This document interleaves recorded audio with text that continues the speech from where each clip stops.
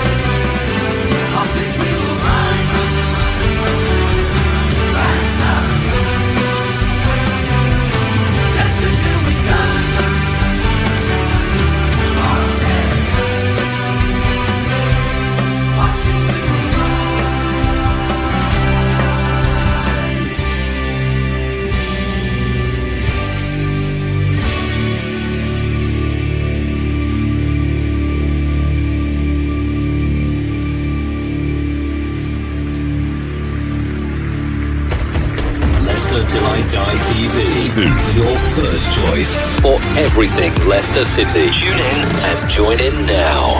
And now, here's your host. Right, Chris. All right. Hell yeah. Did I say that out loud? Gray's in. Good evening, Gray. How the devil are you? Hope you are well.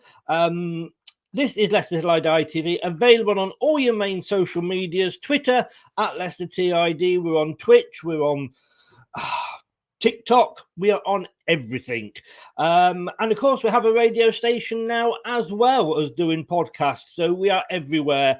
If you go to the website, you can find where we all are. There's links to everything in there. All you need to do is go to www.leicestertillidie.com. I'm not sure where my co-host has gone at the moment. I think he's honest. Brad, no, don't do it, Brad. Don't do it. Come back. Don't do it.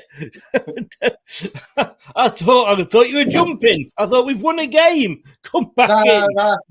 No, the window's not wide enough for me to get out of. So you've got me. You still got me around for now.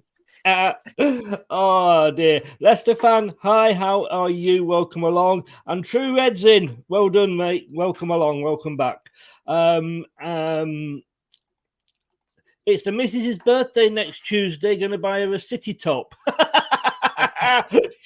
No, she's a Forest fan, mate. I would expect more than just one night on the sofa.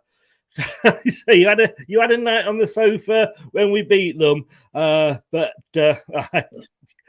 live dangerously. But hey, this is for her. This is for her. Have a happy birthday from us to you.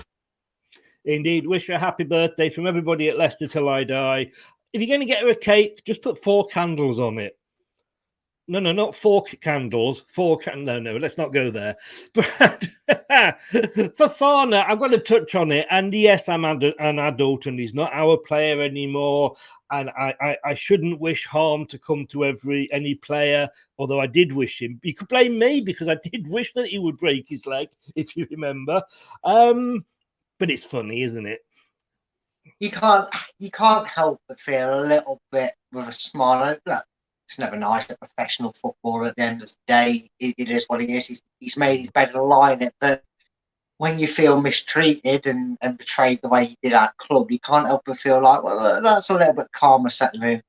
Obviously, I do hope that he comes back to the football field. I don't want anyone's career cut short. But yeah, it wasn't. Yeah. It was met with a little bit of probably unhinged smugness by some Leicester fans that he's injured. A problem they have with defenders getting injured, isn't it, Chris? Yeah. Chilwell, Reece James, and now him. So maybe they talk about our set piece coach who's done wonders since he joined us. Maybe they need to work on their defensive coach because he seems to be able to injure them when they go out there. Maybe so. And like I say, it's I don't. And like I say, I did say, and I'll put my hands up. I did say, I hope that he breaks his leg, but obviously I don't want it to be career ending. But it's just all this kind of, if he just left in the normal way. But I think what pissed everybody off, and I'm not going to go in too much detail, but it was just the way he did it, the going on strike and all that. Yeah. If had he done a Maguire, signed the deal and got us the money and then booked it off Chelsea, it'd have been no harm, no foul sort of thing. But yeah, it is what it is. And look, karma works in mysterious ways, but all the best in his recovery as well, I guess. It's bittersweet, isn't it? It is. But all I will say is that this did kind of spring to mind. It's time for the smug face. Can't resist it. Anyway, you've not watched it. I've not watched it. Hopefully, at least we might get a smile this week. But it is the press conference time.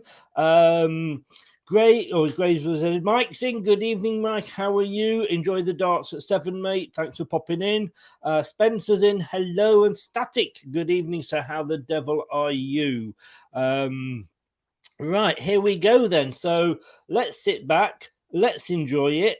If we can. Well, we've got to enjoy it, haven't we? We've won a game, for God's sake.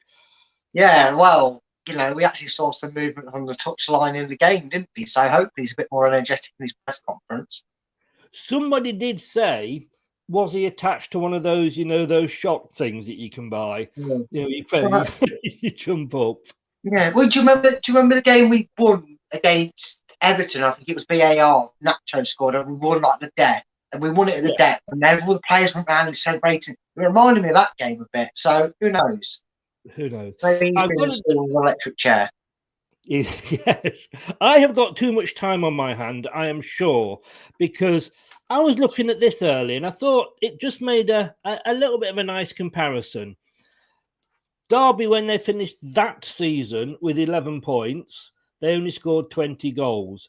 So there is Leicester and Forest, because in a way I wouldn't mind Forest beating Derby, to be honest with you, but I'm going to update that as we go through the weeks and see, make sure we can catch it. But we still got that 11 to make. But I'm no doubt we will, though.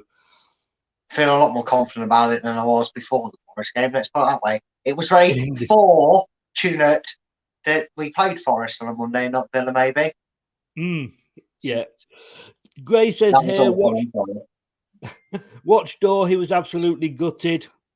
It was just don't watch. If you watch Doors back, do watch Mello, who's one of his guests on. He was absolutely. He was bitter.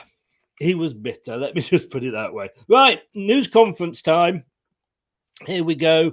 True Reds just said you beat us fair and square. We're still adapting. Tell you what, all I'll say leave it on the list. I hope you stick with Cooper, because you have had a lot of changes. I think he is the man to take you forward, and I think you'll stay up this season anyway, Forrest. But here we go. Let's enjoy the press conference, and then we'll have a chat about it afterwards. Brendan, over to you.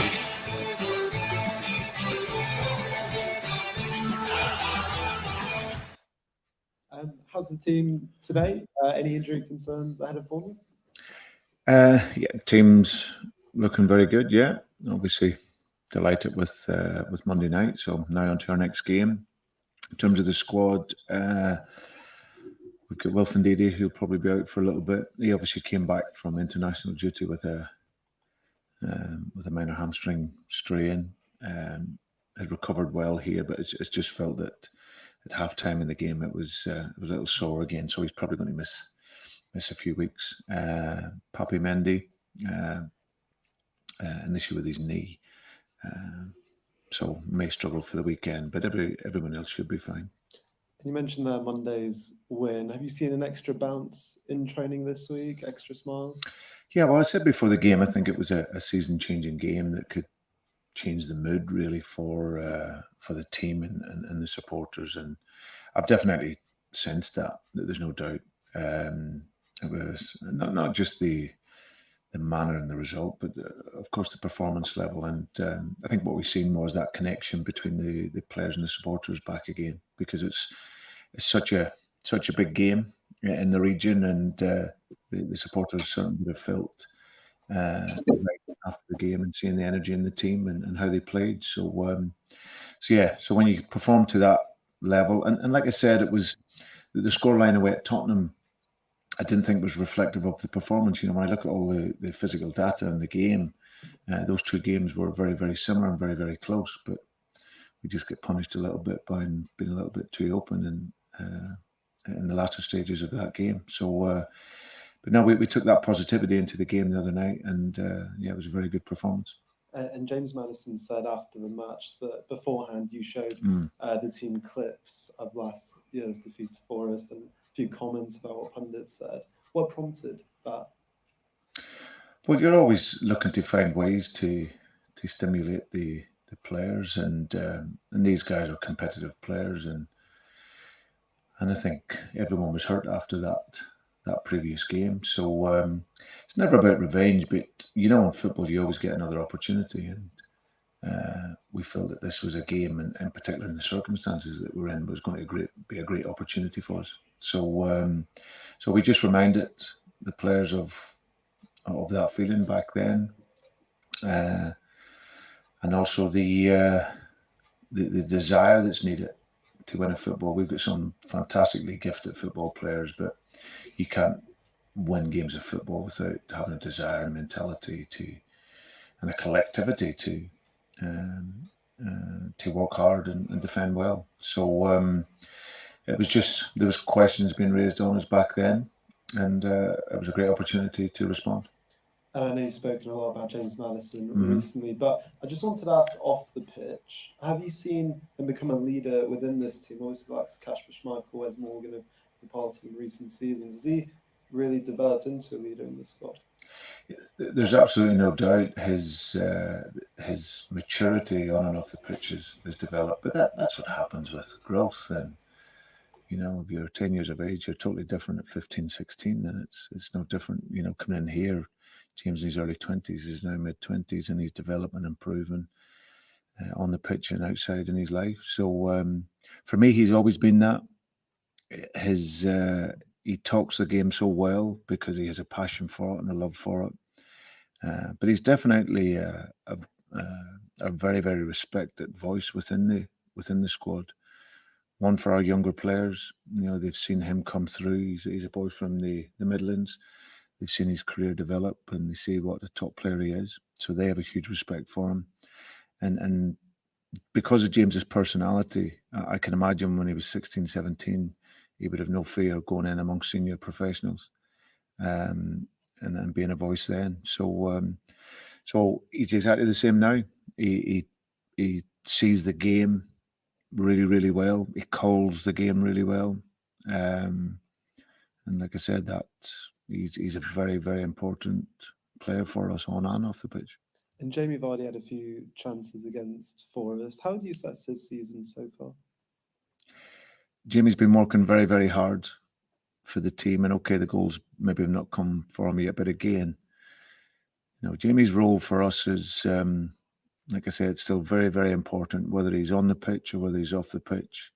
He's a player I just felt that needed to start the game on Monday night, and just his authority there, is especially at home where he's got a great connection with the crowd, was very important for us. But whether Jamie plays or not, whether he scores or not, in the remainder of his time here at the club, is going to be so important for me and for the rest of the players, because of his experience, because of what he brings, and because of his mindset. And just finally from you, Brendan, ahead of Bournemouth, the away form hasn't been the best. I think it's 2 wins out of 18. How do you go about improving the away form? Well, we're hoping that the performance on Monday night will help galvanise that. There's no doubt our form in general hasn't been good enough this season, but we feel the change in mood now. So we go there with a real determination. We know it'll be a hard game against Bournemouth. Obviously, guys come in there in a short period of time. They've really sort of closed the pitch up, not having the ball so much, but looking to contain but I still know they have quality. So for us, we need to go there now and play our game. I think that's important for us to play the football that we know will get us results, home and away, and we look to see if we can, win after winning, which I've always said is important. Thank you. Brendan, hi. So building on that theme of stats, data, building on the performance, the result that you've just had, you're very aware, I'm sure, that you concede too many goals away from home. Have you had one clean sheet in around 30 Premier League games? Is that something you're focusing on at the moment? An area to improve, obviously? Always. I think that, listen, if you can keep a clean sheet, then great. That's always the mantra going into any game and any team. You want to fundamentally be strong defensively. But it's always both sides of the game in order to win. Our objective is to win the game. And you can win a game and maybe not have a clean sheet, but if you can win the game, then that's what you want to do. So if a clean sheet comes with that, then it's important. But I think we've seen the other night how connected the team were, both with and without the ball, and that's a standard that we need to maintain.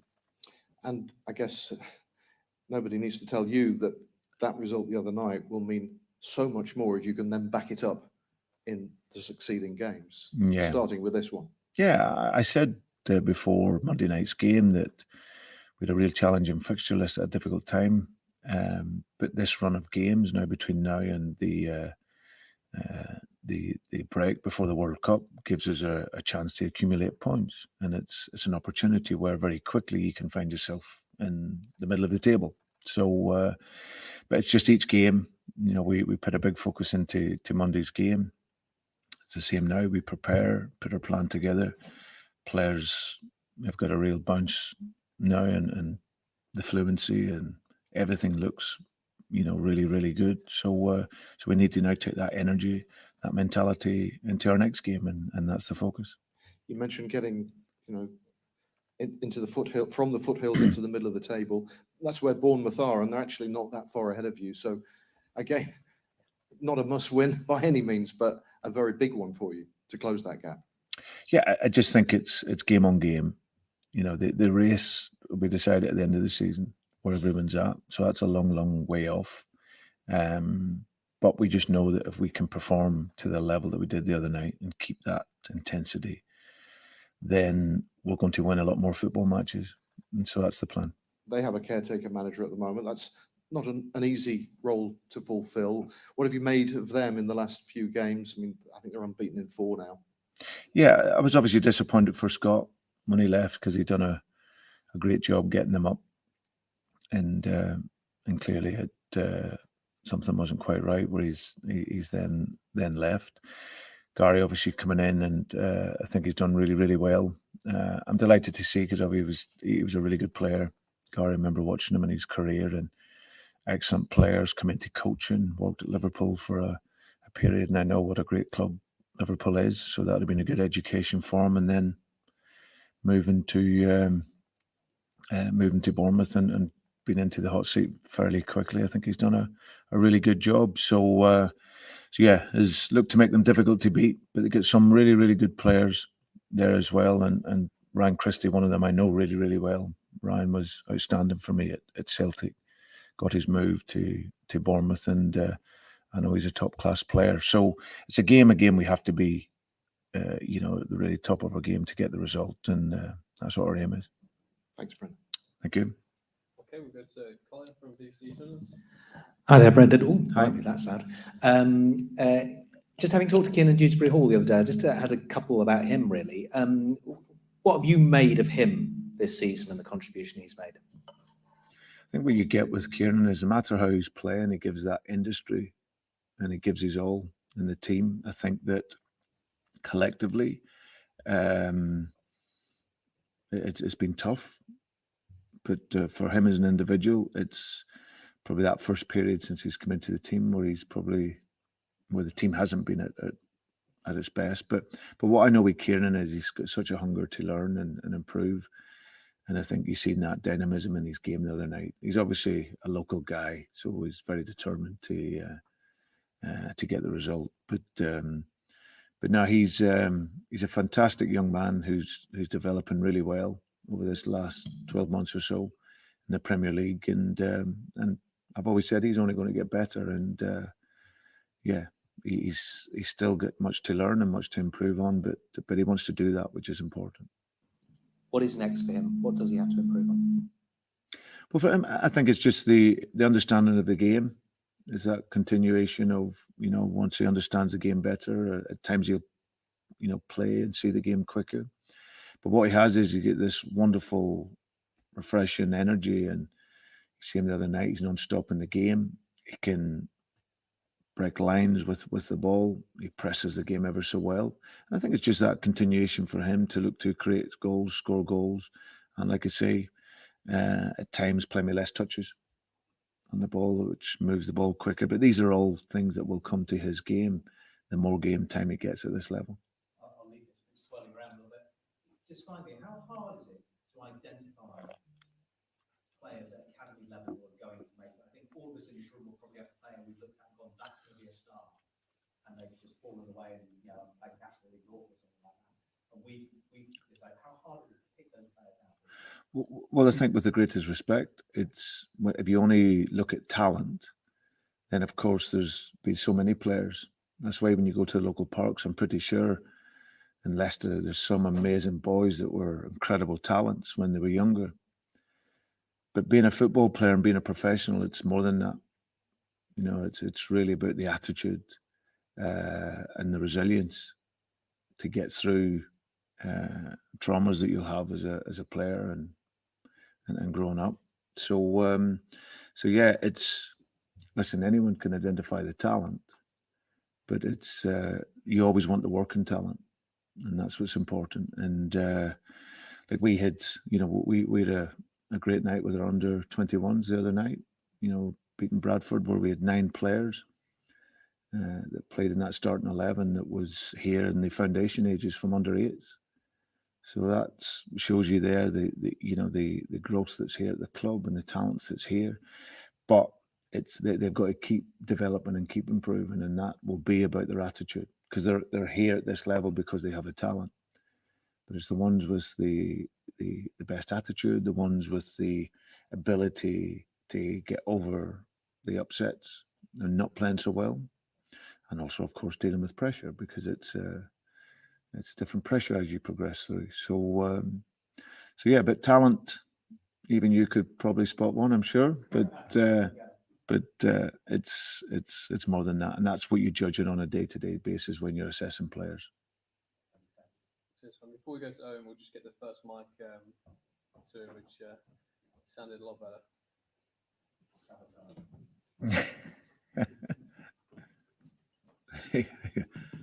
Hi, Brendan. Oh, that's much better.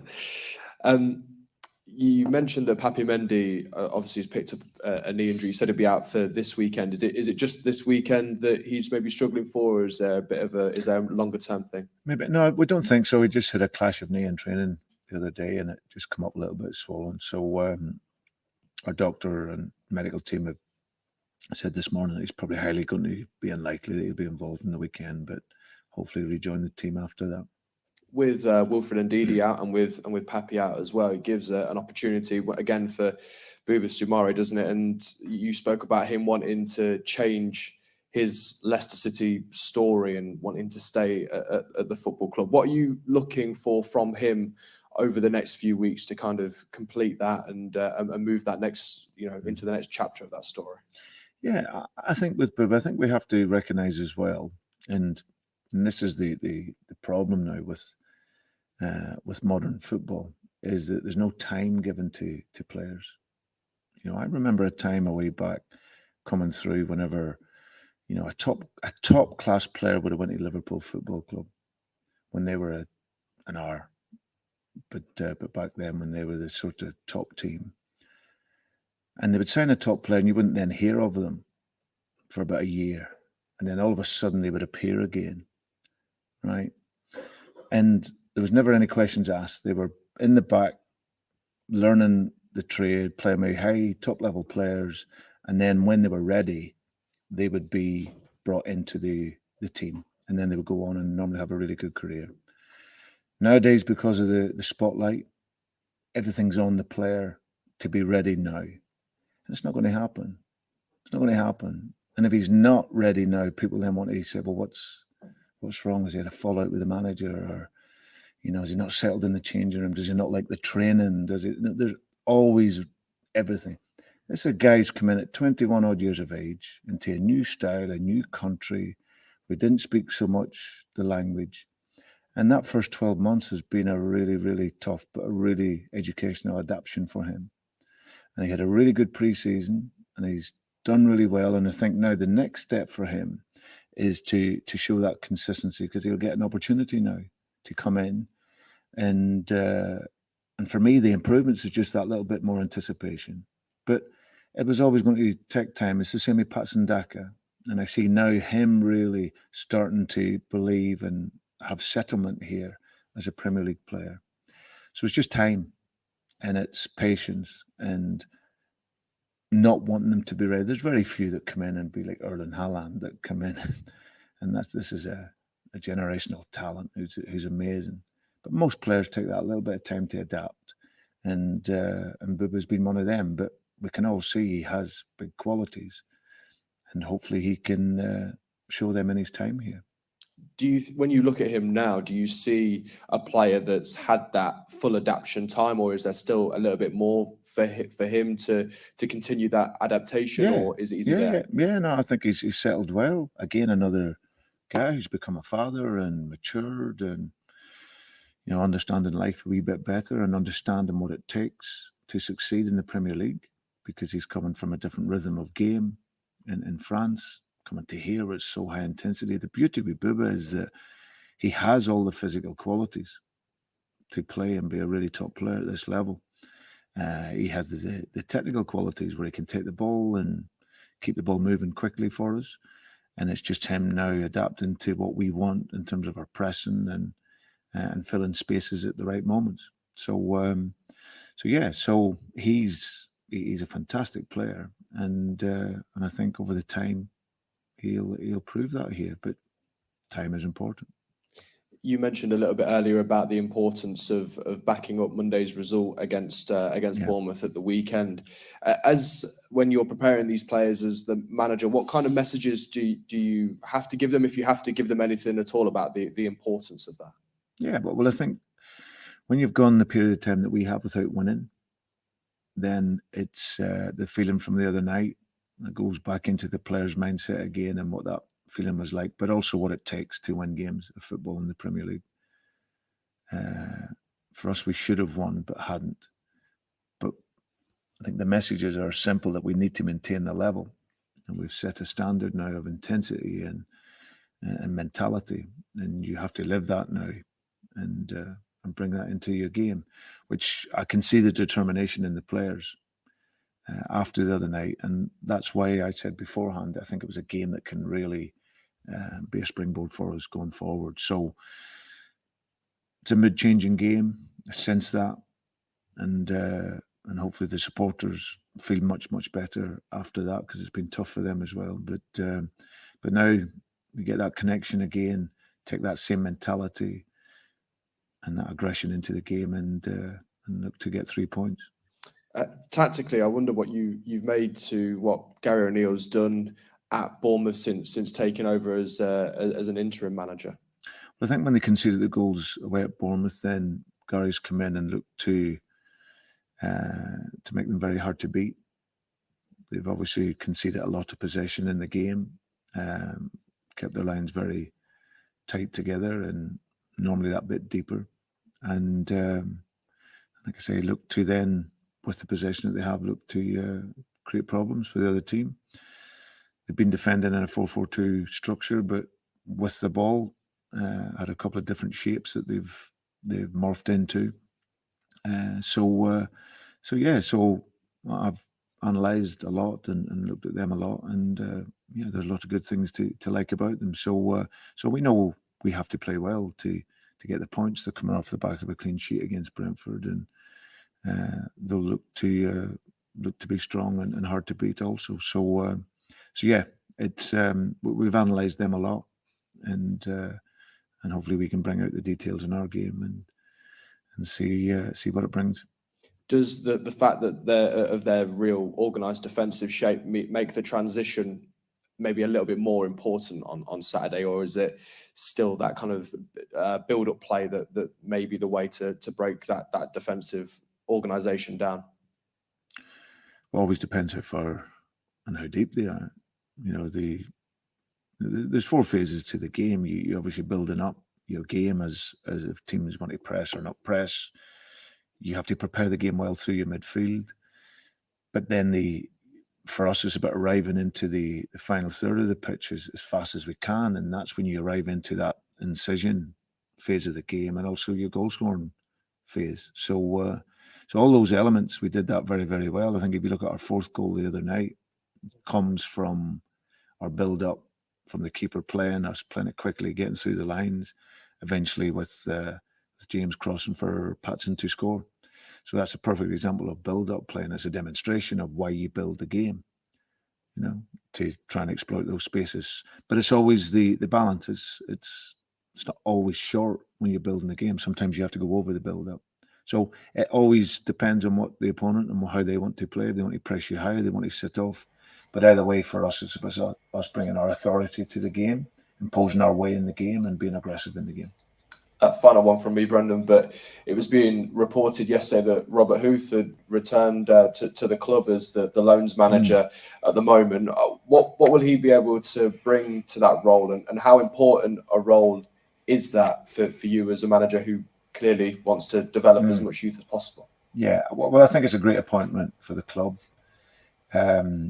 There was a number of really, really good candidates that you know had applied for the job, but Robert brings a huge experience. You know, if you go back to, you know, he moved away from home as a young guy from East Germany back then when he first came to Chelsea. So he's got the understanding of being away as a young player, made his life over here in England, and so all those experiences plus his experience of being here at Leicester City and understanding the area and understanding the club, that obviously counts for a lot. So I think he'll be a huge benefit to the club. You know, he's a really respected player. He's a good guy. I knew him as a young player at Chelsea when he was 18, 19 years of age. So to see him now and see the career he's had, it's great to have him here. But I also think it's great when I look around the club. You know, after training, I was talking to him and Emil Heskey on the field, and it's great to have those players around that have that big experience of the club, but also have the best intentions for the club. And you know, I look at Jerry Taggart, I see big Jerry around the club as well, and Matty Elliott and all these guys. So I think it's great to have those former players involved, and the passion that they can bring to the roles is important. And Huthie will do that and really help and inspire, I'm sure, our young players before they arrive into the first team. Watch us on YouTube. Listen on your favourite podcast platform, or ask your smart speaker. Play the podcast Leicester Till I Die. Broadcasting live worldwide. Indeed, we are. Brad, I still fall asleep. He's just got one of those voices, hasn't he? Yeah, he does, and that's probably because he's always said that he wants to be a manager that doesn't give out too much with the way he speaks. He's very monotone, and you know, the press didn't really have too much to moan about when you win 4-0, so it was a bit of a mundane press conference as well, really. He was, but it felt a little bit more upbeat. You know, he looked a little bit more upbeat, but I still look at some of these questions. I'm no journalist, and I used to work with journalists, obviously, for the last 20 years. I worked in newspapers. But, you know, when they're like, oh, clean sheets, you've only kept 1 in 30 or whatever it is this something you're looking to improve? I mean, no shit, Sherlock. What a question that's going to be, really. Because Yeah. you answer it yourself. Yeah, I know. Well, what is he expecting to go? No, we want to keep conceding goals. It's the objective to concede goals throughout the season and make sure all we need to do is make sure we score more. I mean, like you said, I mean, they've got to ask questions to get to a rapport on it. But sometimes you don't feel like you're asking a stupid question. You should get a stupid answer, really. But yeah. I'd love him to have just come back and said something on that. Right, quickly before we talk, we're just going to go through a few hellos. Leicester fan is in. Is Rogers staying after 4-0 win? Draw is still out, but I think it obviously gives him the time. We've got to win this weekend. Otherwise, that means nothing. It's a bit worrying because we don't always do very well at Bournemouth. But Bruce, apparently, Spencer says, I was just looking for that. He's saying that Bruce has been sacked at West Brom. I know they lost to Preston the other night, but I haven't seen confirmation of that yet, Steve. No, but I mean, that man spectacularly has taken West Brom from when he joined them, they were in the playoffs, and that wasn't good enough for them as a manager. Clearly, what they really want is a season in League One because they're currently in the bottom 3 of the Championship. Yes. The only thing is, yes, let's keep Rodgers until Bruce gets another job. Yeah, at least do that. Come on. Yeah. Yes. Sumari says Terry is nearly as underrated as Albrighton. We're going to be coming on to him very quickly. Chary's in. Rodgers has to win versus Mamumusgus. But he says Bournemouth there. Oh, predictive text day, Chary. Oh, welcome along. Not seen you before. You're welcome, mate. If you're new, click that subscribe button, please. Gray, Leicester Sumari can do a job. Hi, Fields in. Good evening, sir. How are you? True Red. Normally, after a win like that in the next game, the team gets brought back down to earth. We'll see. It's a good point, though, but we'll see. As Gray says there, Huth. Maybe they might ask him a bit about defending as well. It's imperative to have the likes of Matthew, Robert, Gary, etc. Yeah, it is. Just for experience, especially with losing Casper. And James is in. Good evening, James. How the devil are you? Right, let's go through that then, Brad. So, how's the team? Indeed, is injured. Seems to be becoming a bit of a liability. But Mendy's also injured. But I think, to be honest with you, I put Mendy in my team the other week because I don't think Indeed is particularly wasn't on form for me. But Sumari, I forgot about him. He kind of almost jumps in above Mendy, doesn't he? Yeah, he's played a few times this season already. I think he's showing that talent a bit more. And like Brendan said, it was a new country, it's a new tempo of game, it's a new league, everything. And maybe he was a bit naive and a bit short on temper or whatever and thought bigger of himself. And that's why there was rumours he was going to be sold this summer. And he seemed to have had a change in attitude. And he really impressed me. In about 45 minutes, I thought, and yeah, obviously we know now it was an injury, but I thought he was better than Ndidi in that second 45. Yes, 3-0 up, it's a bit easier, but if he has a mare and gives the ball away twice and it's only 3-2, it's a different game. But he's always impressed me when he's played this season, so I'm not as concerned as I was for Ndidi in this. I like him, to be honest with you. I think there's a lot of players, and I'm not just Indeed. We could list them all off that haven't been as good after they've come back from an injury. We've got Ricardo, who could be coming our second sick note player. But Sumari, to me, I would have no worry about putting him in. He had a great Community Shield a season and a bit ago. You say went off the boil, but he's a winner. Yeah, he's come from France, a team that did, if you like, maybe not quite a Leicester, but you know what I mean. They won it against PSG, and I think he's got a good engine in him. He does, and Brendan's constantly spoke about him being that hybrid player that takes the ball. He almost like that player that goes between Ndidi and Maddison. He's like the mailman, if you will. He picks it up off Ndidi and he'll run it forward, and then he'll give it to Maddison. Yeah, but early in his career, he was more like a Hermes delivery driver, just chucking it over the gate. I love that analogy. I'm going to write that one down. Like a Hermes delivery man. Love it, mate. Yeah. That's the comment of the night. Well, early doors, and I'm already getting them in there. That's brilliant. But no, he's tightened it up and he's looked better. And again, like you said, you felt comfortable watching him play. And again, maybe indeed he's been that one player that we've been going, right, which one's going to step up and do the better job if he's injured and when he's been injured? And Samore's proving well for that. Yes, yeah.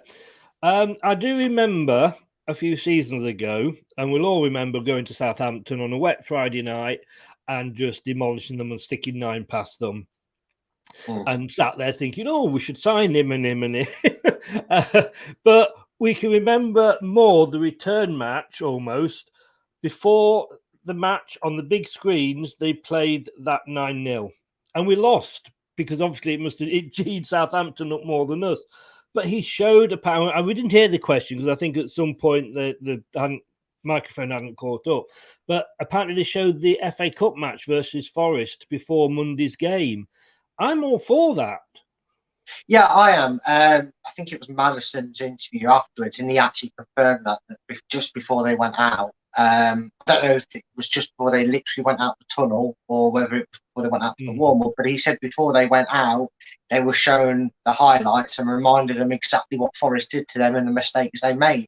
Funny enough, because Danny Ward was in goal that game. Not bad for the world's worst ever keeper to keep a clean sheet, but I won't mention that too many times tonight.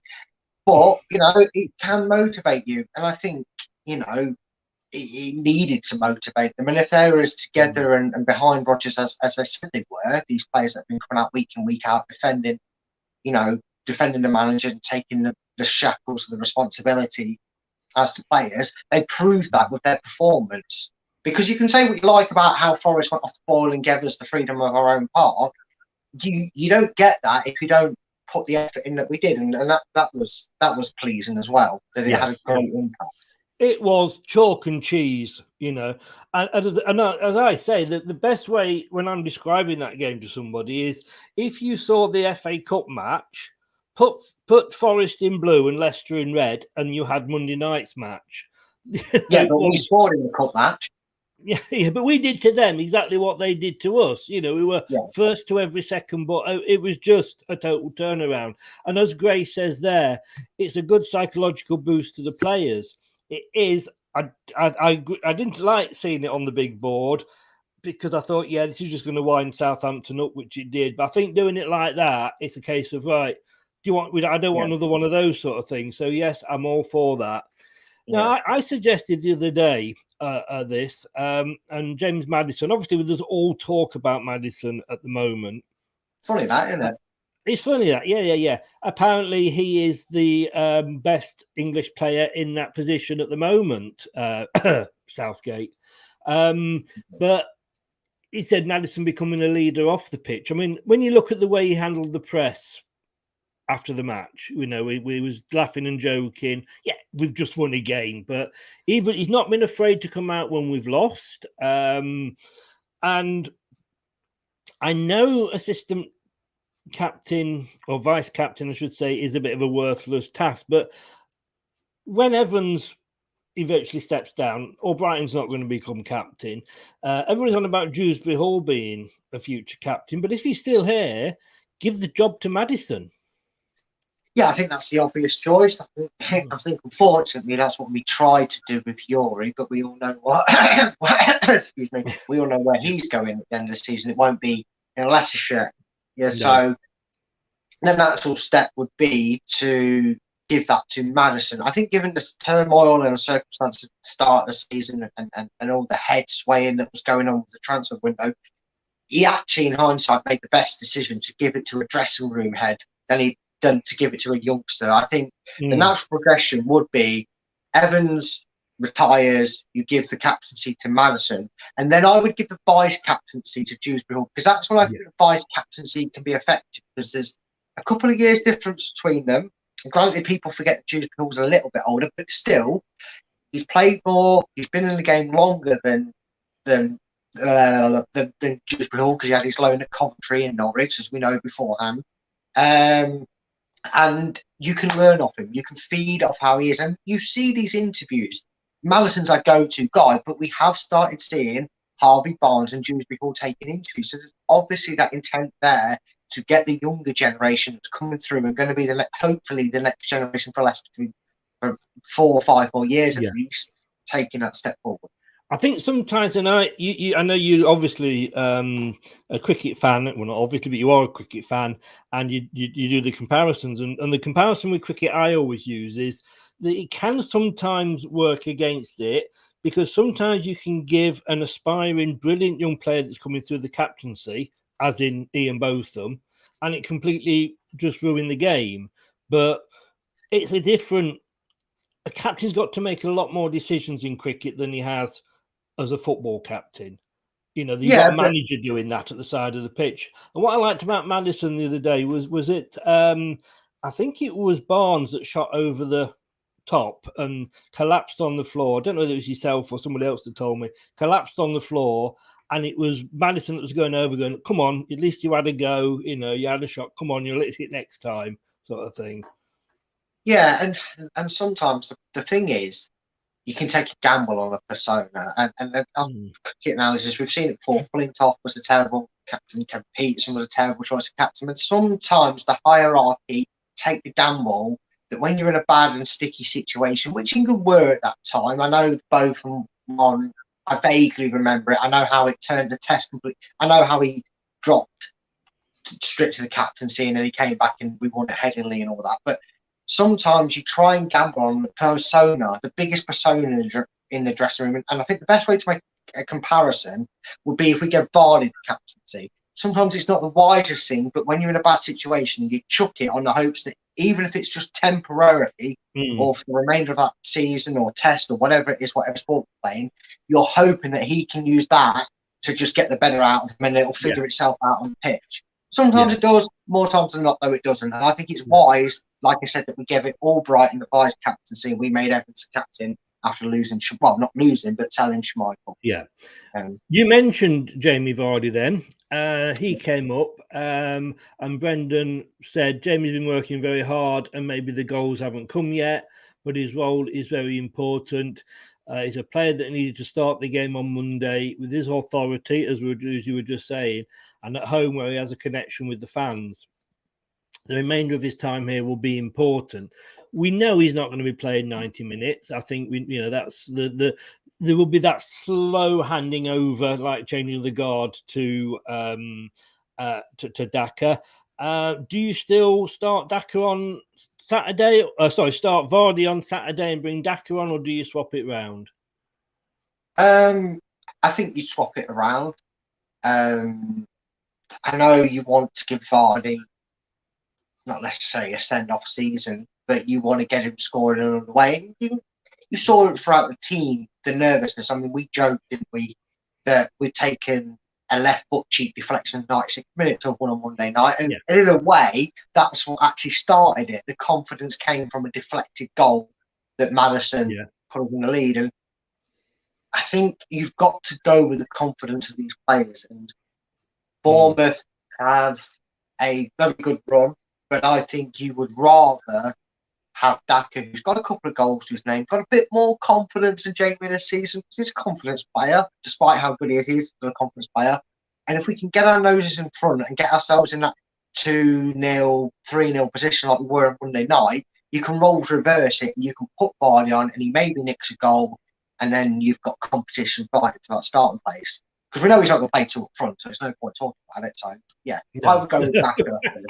But in fairness to Jamie Vardy, he is an important figure in the dressing room. And I've got to say,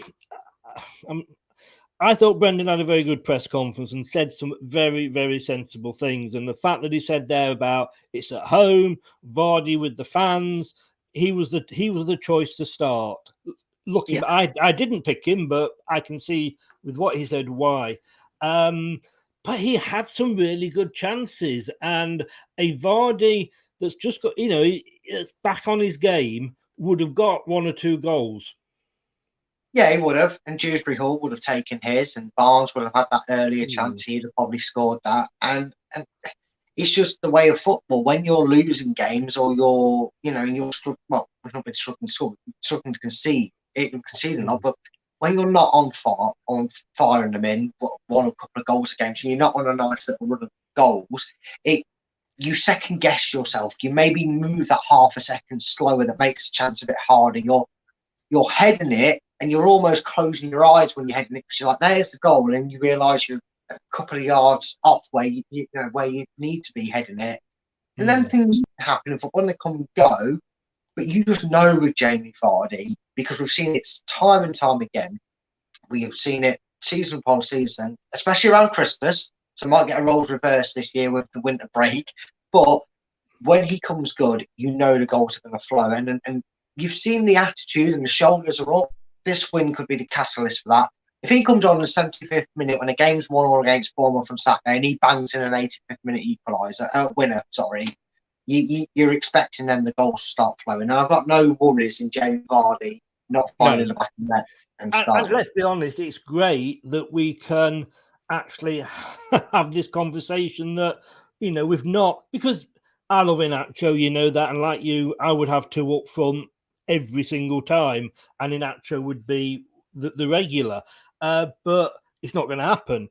But the fact that we've now got Daka, because Inacho can't play one up front, the fact that we've got Daka and can have this conversation is the good thing. Oh yeah, definitely. And again, it gives him the confidence he needs, because let's face it, whether when Vardy retires, that changes the prospect of playing two up front, because we're going to lose Nacho if we don't get him consistently playing at some point. Let's face it. And if you make that natural transition, he is the Vardy replacement in terms of what he does on the ball. He's quick. He likes the first touch. He can, we've seen the goals he scored. If that ball's played in front of him and he hits it first time, his composure in front of goal can be brilliant. And the natural like for like what he does, he's going to have that weight on his shoulders. If we can get him regularly playing enough this season and he's regularly finding there, when that time does come and Vardy goes, okay, I'm going to be the 10-minute man, the frustrating substitute that comes on and knackers you out even more, and he goes and gets, 5 or 6 goals, you're going to have a very confident forward two, hopefully, going into that transition. And we're not so worried about Vardy being in America, managing his football team or whatever role it is. Yeah. Just want to highlight a couple of things that I discovered. I'm do. This is on the BBC. Leicester eye up Benitez. Leicester City could rival Nottingham Forest to land Rafael Benitez as their next manager if both clubs dispense with their existing bosses. Please no. Please, Forest, take him. Take him. No. And I know that Newcastle fans love him. I think they love him for the wrong reasons, but there we go. But no. But the one that I'm really interested in, this was up to Joe, who obviously are the number one. I know Brad's not a great fact and figure man, but up to the top in that field. Since the start of last season, James Maddison has been directly involved in 26 Premier League goals, 17 goals and 9 assists, the second most of any English player in that time. Harry Kane on 34, and yet overlooked. Sums it up, doesn't it? Yeah, frustratingly it does. But and this is the problem. This is where, as a nation, because we're the most predominant to growing our own talents and having them here, in terms of Maddison, Grealish, and etc., playing their predominant football in England. If you want to break up this top 6 and open the league up more, you need to make the decision in the FA, and you need to stop getting your little I will bend over and take it dry yes men in charge. And you need a manager who's not a Capello that's going to bang ketchup on the training ground or whatever, but you need a manager who's actually not going to spout bullshit and actually stick to what he says. If you're going to pick on, don't come out and say I'm going to pick on form and then pick your 5 best mates. We need a manager that's going to look at these players, whether they're playing for Bournemouth, whether they're playing for Leicester or Brighton, it doesn't matter, and going, he's on red hot form, you're getting picked for my games. Because if you don't, you're going to give any English future prospect going, oh, I could go and sign for West Ham or Leicester, but I'm never going to play for my country. So yeah, I'll go and sit on Chelsea's bench and wait until I get picked. And it's really frustrating. You're going to set football back. So please, FA, get your fingers, get your thumbs, get your toes out your own arse, and actually stop picking a bend over and fist me dry guy that's going to say yes to everything you do, and let a manager with a bit of charisma and a brain cell manage our national side. Yeah. Now, and if don't wanted to get this into a Southgate thing in and out, but I agree. The thing that annoys me is that's how he was when he started. That's what he said. But obviously, words are one thing. Politicians, mate, he'd be a great one. Yeah. Just a couple of things. In fact, Terry, I'll mention it now before we move back to the conference. But Gray, first of all, next season Walkers are going to sponsor us again. Walkers are renewing. They're not going to sponsor us as in sponsor. They're going to sponsor the women's team. They're getting behind the women's team, which is nice to see, Walkers. And they are getting, they're renewing, I don't know, it's one of the stands or something like that. The full story is on LeicesterTillIDie.com. Thank you for that. It just gave me a chance to plug that. But that's yeah, they are getting back involved. Well, they're not getting back. They are still involved with us. They're extending it. And PepsiCo, who own Walkers, are very much behind women's football or soccer, as they want to call it. So the fact that they're getting involved with the Leicester women's team, it's got to be great because they're a big name, big money. Let's have them back. Does that mean we're going to get the old-fashioned 90s Walker style back on the women's kit? We're going to go back in time. The arrested done with the red strip. If you could turn back time. I'm trying to think. Oh, yeah, exactly. Can I just there we go. Terry says, made the most of the Bournemouth game. The Yanks are taking them over tonight, aren't they? We don't know if they're going to take them over. The Yanks are coming over to talk at the possible buyout of Bournemouth. He's a guy that's based in Las Vegas. Unfortunately, he's not staying over there. He's coming over here. He speaks a very good game. He's not out of the Kroenke Glazier mold, apparently. He built up a team in Vegas from nothing. And so we'll wait and see. Good luck to them. You know, we can't. I'm all for investment in other teams. We've got investment. Why shouldn't other teams like Newcastle? So good luck to them. I hope they get it. They're a nice little club, and where they play and the training ground, they need somebody with that money behind them to take them to that. Just please don't come over here and be like that bowling moron that Chelsea have in charge of them. Wants to do a Super League and A-Star League, man. Leave it in Vegas, mate. If that's what leave that idea in Vegas. What happens in Vegas stays in Vegas. We'll keep that idea there if that's what you're thinking. Exactly. Well, like I said, please do have a North versus South. We're in the Midlands. We'll miss it. That was Sher, says Gray. One of my better impersonations, I thought. Watch. We've got a show coming up on the radio very soon, which is basically just cheesy songs all night and dad jokes. It's a cheese and dad joke show, and there's a story about Cher on there. So tune in for that one. Soon it will be the Walkers Crisp Stadium if it happens. It was nearly the Walkers Bowl when we first moved in. So that was because we had American loanees that owned the stadium, didn't they? That was the joke going on. It was going to be known as the Walkers Bowl.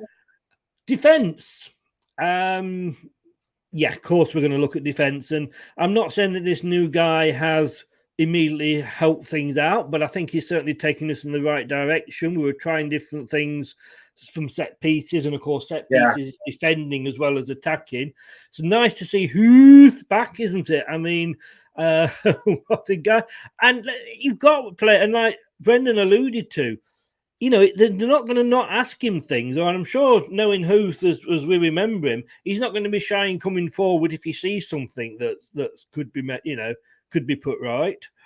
No, definitely not. I think you might even tell him rather than ask him sometimes as well about things. But no, it's good to see. One name that didn't get mentioned in that, and it is on the Leicester Till I Die Facebook page as well, this article. Sean St. Ledger, who a few may remember more from the Championship days.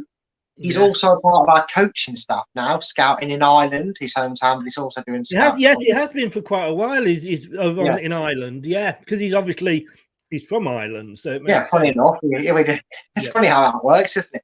But no, it's good to have, and I think you always need it in a football aspect in terms of coaching. But yeah, it's good. And people might think that set piece in coach is going to take a while. Like, yes, it is. It's not going to eradicate things. But what I really liked, Chris, and I'm gutted because of the game, stupid Monday nights, but because of me travelling and coming back to Leicester at the moment where I am, and that we've not been able to do a tactic board for that, because I really wanted to look at the tactics, didn't I? And I like to talk about that three-pronged press. You know, we had both defending and attacking set pieces. We were at the edge of the box. We weren't in the box like we have been. We were at the edge of the box, and it was three players in probably pace order, like Vardy, Dewsbury Hall, and then Fast were attacking the ball, and vice versa defending it. So you're already seeing the effects of a new coach. Imagine what can happen when you teach the defence how to defend. Yes, he did. True. Huth did play for Stoke before he signed us. James remembers St Ledger. Walsh is around the club as well. He mentioned Tags. Walsh is there as well. They're obviously but very much on the TV radio side of the club, but they're there, and I'm sure that they aren't going to be asked. You'd be stupid when you got those players walking around the stadium not to ask them anything. And let's not forget, before the guy that Huth is replacing is Dean Hammond, and sorry, mate, carry on. No, I was agreeing with you. Yeah. That's how and there's certain roles within a club that ex-players are just better at doing, and they can Hammond before him and Huth now. I mean, Hammond, let's be honest with you, he's not done a bad job. Kieran Dewsbury Hall and Harvey Barnes loan deals. I mean, that would have been down to Hammond. I feel like I'm on Top Gear down to Hammond, but you can look at those things as the next player and go, I don't think that's going to be the right move for him. It's too far. He's too, you know what I mean? And I'm looking forward to that. I'm looking forward to having Huth back. Yes, I am as well. I mean, and again, sometimes you can make the devastating mistake of hiring the wrong ex-player into your coaching staff or your scouting staff or whatever role you give them. But Dean Hammond was very down to earth. He was through that system. He's been through the divisions. So I think it's brilliant. But like bringing Andy King back in the role, you'd maybe think if he's taking that step, which we don't know, Andy King might have no interest in being a coach after football. But that would be a player that maybe in a couple of years' time Leicester might look at and say, look, give us your input and do it. It's great to see these great personalities back within the club. I think I'm almost certain that Andy King is looking at that, and I think he's developing that with obviously Nigel Pearson at Bristol City. He'd know how to get you on the back stick, wouldn't he? Because he was always there for a goal, Andy King, at the back stick. So. And Andy was loyal as well. That's the thing. I love the way that Brendan Rodgers put I don't know which reporter it was when he was asked about identifying academy players. If you only look at talent, I'm sure you could go to the local parks and pay 4 or 5 out. Again, we've got to remember, and we had one good, one bad result with the youngsters during the week, but that is a way forward. We're not going to suddenly have 9 youth players on the pitch. It isn't going to happen. Even Fergie and his babes didn't, get that many on. But if we can develop our own talent, and this is one of the things that Rodgers was brought in to identify and improve on, it is going to help with FFP. It is going to help with transfer fees. Yeah, not going to have to worry about homegrown players either. And again, people sometimes maybe get a bit carried away with the idea that homegrown means you suddenly have to have 25-man squad of homegrown youth players. No, we probably have the best percentage. Again, if you exclude Man City because they're just hilarious as a club, how much money and intake of youth they get. But I would say we're probably up there as one of the highest percentage in converting youngsters into first-team players, especially over the last 5 or 6 seasons. Chilwell, Barnes, Dewsbury Hall, even ones we've brought from other clubs and are naturally homegrown, but you can add Chowdhury to that list as well as a homegrown player. We've done really well per season. We've probably had 2 players make it into that team. Oh, yeah, again, Chowdhury stays out on loan. He's not really held down a place. but Dewsbury Hall has. So at least we've got a 50% success rate with these two to three youngsters that you're bringing through. So I'm very happy with the way Leicester have been doing and continue to use their youth product, because, like you said, Chris, you know, we may retain 15 youngsters, but we may only ever see, if we're lucky, 3 of them be good enough or deemed good enough to even participate in the first team. And even then, there's no guarantee that they're going to get in. I mean, Lewis Brunt hasn't featured for us this season. I could be wrong, but he might be out on loan. But that was a youngster we've seen play, and that could be the next youngster that we see come through the academy, with a few others as well. But that's the next name we're looking at. I don't think I don't think I have seen a youth player actually come on, but I don't think it's been the season to do that. Do you know what I mean? Because I think you'd have just destroyed their confidence. And even Luke Young against Man United looked like, you know, the rabbit caught in the headlights, so to speak. But no. And of course, Chilwell, 50 million. That was 50 million pure profit. Yes, okay, I know we developed him and we paid for that. And it's the same with Chowdhury. If you know, Watford do buy him, and maybe that's his level. No disrespect, but you know, and sometimes, let's be honest with you, we know players leave and do better at other teams, not just Leicester, at any team. But let's say we get 20 million for him. That's 20 million that we didn't pay out to get him in. So it helps the club all round. I'll let you go now. You know, you got a nice family weekend ahead of you, but it is important if we make a mess up of this, and Bournemouth have got the voodoo over us. You know, they're not our most successful. Last time we played them before they went down, we beat them 3-1. They beat us 4-1, which was an extremely forgettable game. But you know, if we do not make the most of this and we go back to how we were, everybody be sat there, me included, going, well, they lifted it up for Forest. They have to make the most of this, because if we lose to Bournemouth, Forest will mean absolutely nothing. Yeah, it undo all the work. And look, it's not going to be easy. I mean, I've kind of tongue-in-cheek said it, but it's quite true if you look at the records that Southampton and Bournemouth had since the 9-0 losses in them seasons. They haven't lost. They've had, I think they've had a 1-1 draw. They beat Nottingham Forest and been 2 goals down, and they've had, I think, 2 0-0. So it's going to be difficult to break them down. Gary O'Neill, you know, I mean, it worked with us for Shakespeare. He might be worth giving the contract to. They're probably going to look at a Sean Dyche sort of character to bring in more stability, but why change a good thing?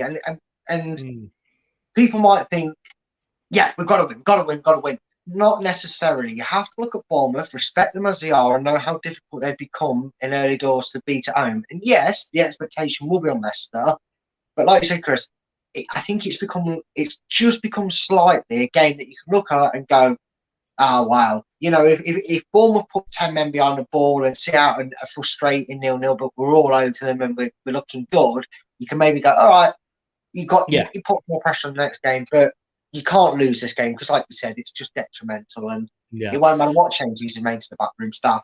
That would again put Rodgers on the firing line. Yeah. 9-0 it was, like you say, they lost to Liverpool. They then, after that, they drew 0-0 with Wolves, and that was a great result for them, having just been stuffed 9-0 to keep a clean sheet. They then beat Forest. Well done, Bournemouth. Love you. 3-2 after being 2-0 down. So be careful. Then they drew with Newcastle at Newcastle, which was a good result for them. And then they drew with Brentford. So, yeah, I mean, they're sat in 13th, not bad form at all. Just going back to what you were saying, though, and we'll just to end on this, currently directly employed by the club. So I'm not talking about the TV people, you know, and the pundits and what have you, but actually employed by the club. There's 5 players, ex-players.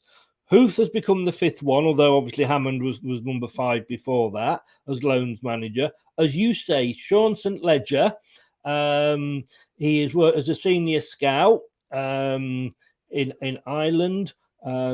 He's also involved in coaching the Republic of Ireland youth teams and has coaching ambitions for the future. Emil Heskey, obviously we know, you know, having held a boardroom role with Leicester City women, Heskey is now coaching both the women's and men's under-18 side. Now then, a couple of players, and I'm going to test your memory here, Brad. Matt Goodwin. I know he's a youngster that didn't quite work for him.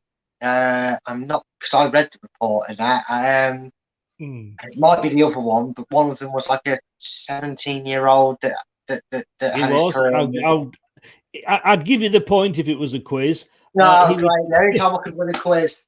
He retired age 17 in 2006 after serious knee injury. Yeah. He received a 20,000 payout from the PFA to compensate for his early retirement, and he now leads the under-12s to under-16s phase at Leicester City, having previously been assistant manager with the under-18s. But again, what a life story that he's got that he can give to players, which is make the most of it while you've got it, because you never know when this is going to be snatched away from you, you know. Yeah, exactly. And he's been working. Leicester have took him on board ever since that, you know, since he went through what he went through. This is what I mean. It's horrible to have a beautiful opportunity like this to represent your homegrown club and have it taken away with you cruelly for injuries. But what he can offer is that mental prep for players. You know, if there's players that are going through a rough time, maybe Ricardo with his injury. I know he's older and he's more experienced, but still it's a mental toll. So to have someone like that is really beneficial in the club with the mental health problems that and the situation with the world at the moment. I think it's ideal that clubs have a player like that can go, look, I thought I was down and out, but you want to work on all your games. If you want to be a coach, do it. And he can take them through that journey. He can do that with the youngsters and he can do it with the experienced head. He can help them overcome doggy looks. So I'm all for these two former youth Leicester City Academy players being a part of our backroom staff, because I think they're vital to football clubs these days. Yeah. You've go on then. As soon as you got your point there, name the other one. Oh, you horrible! Is it Burrows or something like that? No. I thought it was close. No. Think of a cop show from the 70s and 80s. Beverly Hills Cop one. That's the only guess you're going to get from me. I can't think, mate. I was waiting for you to say, Leon Husky or Leon Starsky, what have you. Leon McSweeney. Oh, God, I know. Yeah. Signed as a player from Cork City. So he was a bit of a floater. Back in 2001, McSweeney spent 2 years with the reserves at Leicester and was released without making a first-team appearance. He is now assistant manager for the under-21s, working closely with manager Ben Petty. He has also held the role of player liaison officer for the youngsters aged 17 to 23. He is another figure who is well liked in the academy setup. So it's all. I mean, you want those players in, don't you? You know. Yeah, it was sound of things, not to get copyright here, but the future's bright. The future's Leicester, isn't it? It sounds like a very positive attitude in towards our integration of youngsters, and that's something that as a back in the 90s, 2000s, wasn't really that heard of. The youngsters were given a bit of a hard time, weren't they? They were given lots of strenuous things, and the pressures with youngsters make or break at that age and their education as well. It's great to have that sort of experience and know-how to help them go through it and make it an easier transition for them. So I'm very happy with it. Yeah. Terry says here, no Morgan yet. I have to be honest with you, Terry. I would sooner have Huth back in the club than Morgan, simply because Huth has been further in the game than Morgan has. Yeah, there is that. And also, he's kind of become our little Sky correspondent, hasn't it? Yeah, I've seen him probably more times in this season on the TV being asked questions about us, or on Sky or BT or whatever it is the game's on.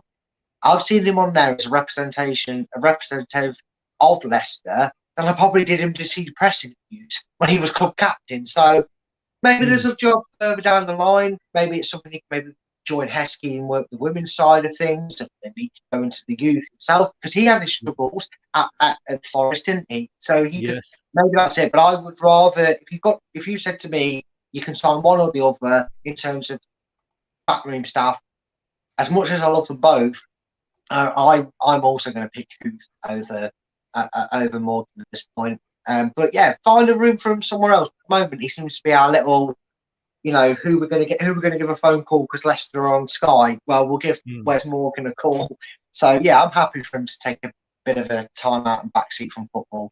You have to remember, he only retired not too long ago from playing football. So Huth's had a few more years out of the game as well. Yes, yeah. To take over from Birch, says Terry. I just don't know. I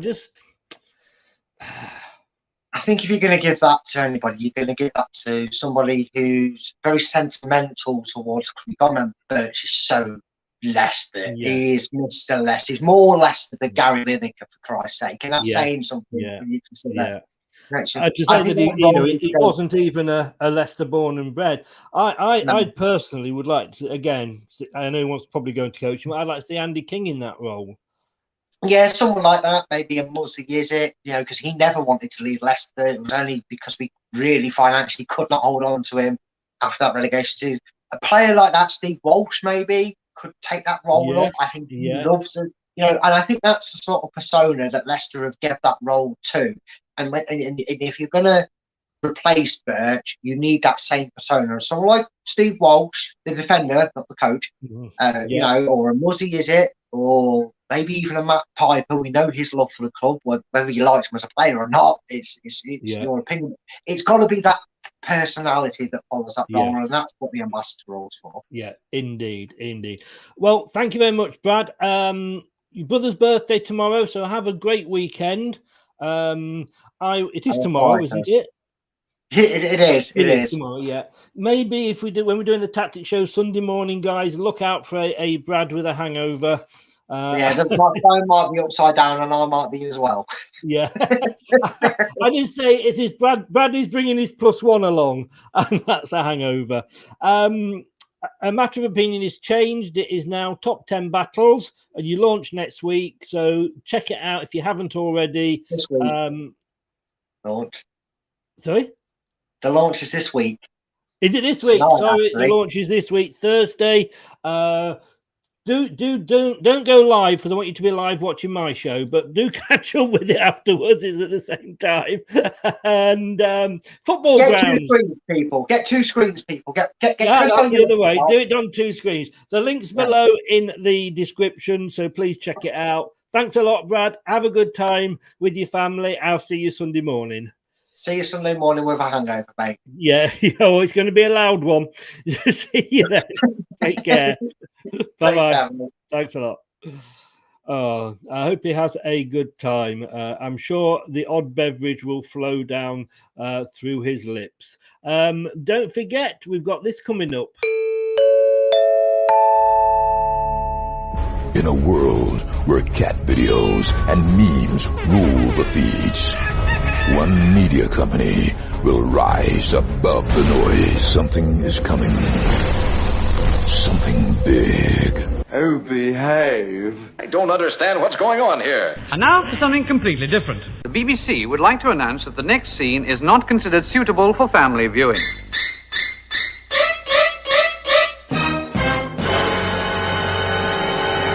Be afraid. Be very afraid. You've got to explain to the viewers that, during the war, the German fighter plane was a German fucker wolf. He said, "That is correct, Damon, but these fuckers were Messerschmitts." We are going to build up to the World Cup with Elton and Stan. Oh my God, it's going to be it's going to be a pre-record, and if you know Stan, you'll know why. I'm sure he'll have something to say about the Germans. Thanks for watching. If you're not subbed, please do. If you are subbed, please smash the likes. It does help the station grow. We're going to be back at 9 o'clock with the Bournemouth review. So I will see you in just over an hour and a half. Time to go and have a quick rub down with the Daily Mail. And I will see you back here at 9. Thanks for watching. And if you're on your podcast, thanks for listening and lending me your ears. You can have them back now. See you later. That's all, folks. Thanks for watching Leicester Till I Die. This is Chris saying goodbye and see you next time.